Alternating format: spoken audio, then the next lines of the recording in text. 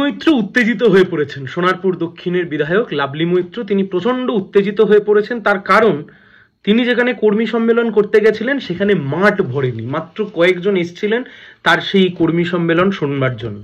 আর সেখান থেকেই উত্তেজিত হয়ে লাভলি মৈত্র বলেছেন, দল থাকলে ইনকাম থাকবে, দলকে বাঁচাতে হবে। এখন মজার বিষয় হচ্ছে, লাভলি মৈত্র সোনারপুর দক্ষিণের এক বিধায়ক, আমরা সোনারপুর দক্ষিণের ভোটার, আমরা সোনারপুর দক্ষিণের বাসিন্দা। লাভলি মৈত্র যে অঞ্চলে মিটিংটা করতে গেছিলেন, অর্থাৎ প্রতাপনগর গ্রাম পঞ্চায়েতে, ঠিক আমার পাশের পঞ্চায়েত, কালিকাপুর 1 নম্বর পঞ্চায়েতে আমরা থাকি, এটা হচ্ছে প্রতাপনগর পঞ্চায়েত। মজার বিষয় যেটা গোটা রাজ্যের মানুষ আমরা হয়তো কোনোভাবে বাইপাস করে ফেলছি, আমরা হয়তো আলোচনায় আনতে পাচ্ছি না। দুর্নীতির পয়েন্টটা যেমন একদিকে ঠিক, ঠিক তেমন ভাবে আরো একটা অন্য দিক আছে। লাভলি মৈত্র যেখানে মিটিং করতে গেলেন, যেখানে মাঠ ভরলো না, কার্যত কয়েকজন মাত্র মানুষ এলেন। আজ থেকে 7-8 মাস আগে যখন পঞ্চায়েতের ভোট হয়, সেই প্রতাপনগর পঞ্চায়েত এলাকাতে 17টা বুথের মধ্যে খাতায় কলমে তৃণমূল কংগ্রেস জিতেছে 16টা আসনে। এখন আপনি জিজ্ঞাসা করতেই পারেন যে খাতায় কলমে ওয়ার্ডটা আমি কেন ইউজ করলাম, সে বিষয়তে আমি পরে আসছি।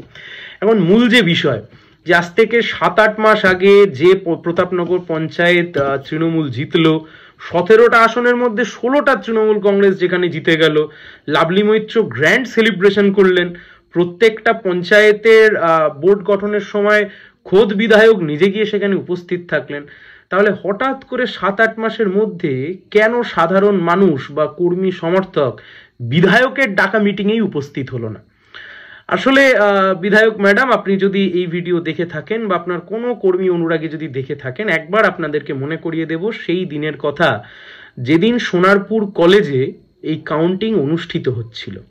আপনার নিশ্চয়ই মনে আছে, কালিকাপুর 1 নম্বর পঞ্চায়েত, কালিকাপুর 2 নম্বর গ্রাম পঞ্চায়েত, প্রতাপনগর পঞ্চায়েত, 3টে পঞ্চায়েতেই আপনারা মুখ থুবড়ে পড়েছিলেন, আপনারা হেরেছিলেন।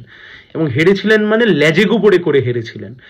এবং বিধায়কের নির্দেশে, বিধায়ক নিজে দাঁড়িয়ে থেকে, বিধায়কের তত্ত্বাবধানে, বিধায়কের নির্দেশে, বিধায়কের ইনস্ট্রাকশনে সেই সময়তে কার্যত ভেতরে পুরো লুট চলে। এবং তার প্রমাণ কারা? তার প্রমাণ হচ্ছে প্রত্যেক কটা সিসিটিভি ফুটেজ, যে সিসিটিভি ফুটেজ এই মুহূর্তে রয়েছে আদালতের অধীনে, যে মামলাও এখনো অবধি আদালতে চলছে। এবং বিপুল পরিমাণ, আমি চাইলে সমস্ত কাগজপত্র দেখাতে পারতাম, কিন্তু তা নিয়ে যেহেতু আমরা পার্টির তরফ থেকে মামলা করেছিলাম, যেহেতু সেটা এখনো সাবজুডিস ব্যাপার, তাই জন্য আমি সেই সমস্ত মামলার কাগজপত্র আপনাদের সামনে দেখাচ্ছি না। কিন্তু এক একটা বুথে কোথাও 200 ভোট মিসিং, কোথাও 300 ব্যালট পেপার মিসিং, কোথাও 70টা ব্যালট পেপার মিসিং, কোথাও 150টা ব্যালট পেপার মিসিং। আসলে মানুষ আজ থেকে 6-7 মাস 8 মাস আগে তৃণমূল কংগ্রেসের বিরুদ্ধে বিধায়কের ঔদ্ধত্য, বিধায়কের মাটিতে পা না পড়া, এই সব কিছুর বিরুদ্ধে কালিকাপুর, প্রতাপনগর, এই সব অংশের মানুষ তারা রায় দিয়েছিলেন তৃণমূলের বিরুদ্ধে। আপনারা সেই রায় মানতে পারেননি। আপনি নিজের বিধায়ক, নিজের ক্রেডিবিলিটি ধরে রাখবার জন্য, ওই যে যেমন আপনি হুমকি দিয়েছেন, যে বুথ জেতাতে পারবে না সেই বুথের যিনি সভাপতি থাকবেন তাকে পদত্যাগ করতে হবে। আপনিও জানতেন, আপনি বিধায়ক, আপনি যদি আপনার এলাকার পঞ্চায়েত না জেতাতে পারেন তাহলে 2026-এ আপনার টিকিটও অনিশ্চিত হয়ে যাবে। ঠিক সেই কারণেই মানুষের জনমত যখন আপনার বিরুদ্ধে, মানুষের জনমত যখন তৃণমূলের সাথে নয়, মানুষের জনমত যখন লাভলি মৈত্রের বিপক্ষে চলে যাচ্ছে, সেই সময়তে দুর্ভাগ্যের সাথে আমরা বলতে বাধ্য হয়েছি বারংবার, আজকে আবারও বলছি, আপনি দাঁড়িয়ে থেকে এই লুটের তত্ত্বাবধানে, আপনি গোটা বিষয়টা আপনার তত্ত্বাবধানে ঘটে।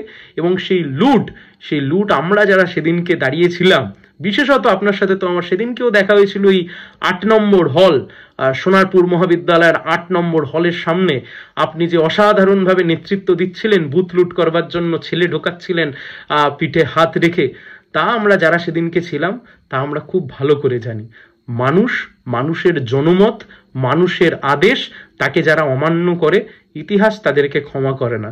তার একটা ছোট্ট ট্রেলার প্রতাপনগর পঞ্চায়েত আপনাকে দেখিয়ে দিল। ভবিষ্যতে এই লোকসভা নির্বাচন এবং বিধানসভা নির্বাচনে আপনাকেও কড়াই গন্ডায়ের হিসাব বুঝিয়ে দেবে এলাকার সাধারণ মানুষজন।